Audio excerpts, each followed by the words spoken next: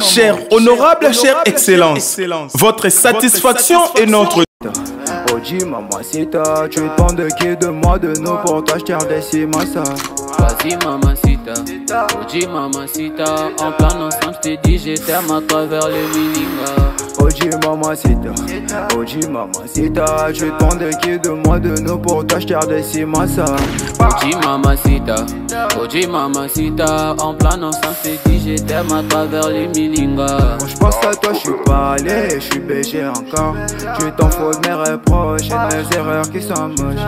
La bonne j'arrange mes souvenirs dans la rue, je deviens rail. Quand je suis dans le bloc, bébé avec je pêche. Hello la famille, bonjour la famille. Et lelo to ekota la lupang oyo. Eza na chantier ndaku moko babanda kotonga, eza ndaku bazoto tonga kala mingi te. Et eza chantier, eza na espace, eza déjà clôturé. Donc lupang na biso yango yo, eza ndaku nde tozolo banda kwa sika. Bazotonga yango, mais l'homme propose, il dispose, donc lupango ezo tekama.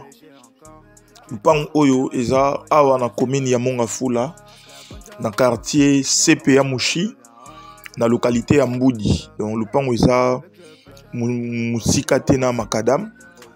Eza vraiment non loin, je crois que tokobima tokotala a tokoti na kati ya chantier, a to na salon.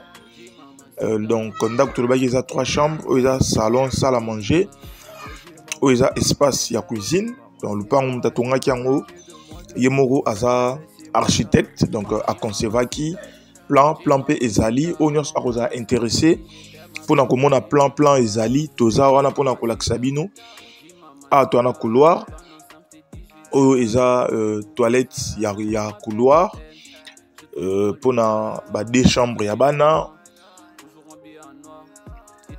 Et ceux qui ont une chambre des parents. Chambre des parents, ils ont donc salle de bain, donc toilette, ezali.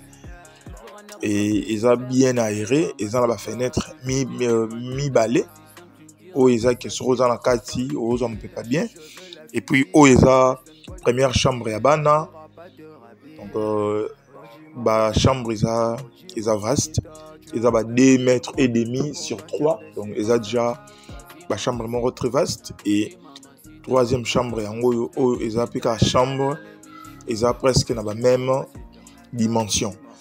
Donc, voilà, toujours bima, tout bima, tout luka, tout kende libanda. Total la paix, nandenga libanda, tout relaxa paix, nandenga likolo. Nandenga lupango ezali, tout moi, quand même, moi, mouké extrépé. Il y a quartier pour la koyeba, et sika nini, Rosala. Donc le pan nabiso est à 9 mètres et demi sur 15 na servitude oyo. Il y a 3 mètres. Donc ezaki le pan moko ba kaboli yango par D. Le pan nabiso bomoni ndenge entrée zali ko banda na fondation na tinamir awa.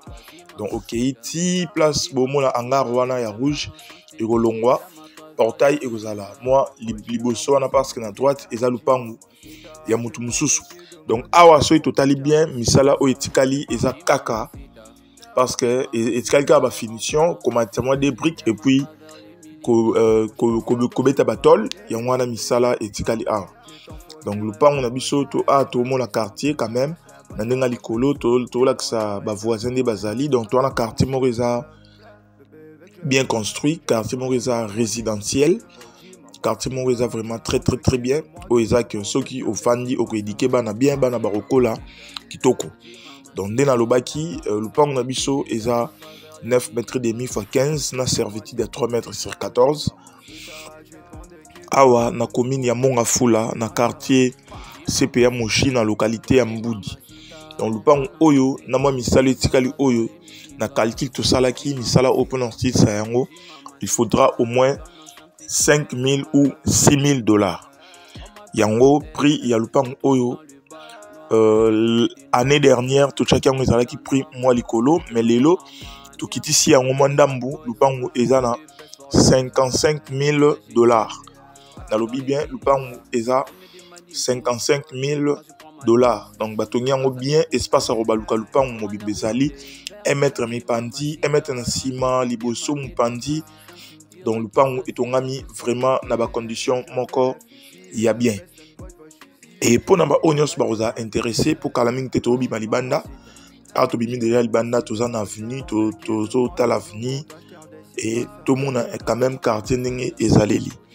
Donc pour namba onyos baroza intéressé numéro na biso eza affiché dans à écran benga biso to solo là tout le monde a lupango to eba commenter ce que tu évoluer donc on a atona makadam toujours là que ça quand même entre ndenge ezali to le bagi lupango eza non loin ya makadam voilà to uti makadam toujours poussa na Oji, maman, c'est ta, tu es ton de qui de moi de nos portages.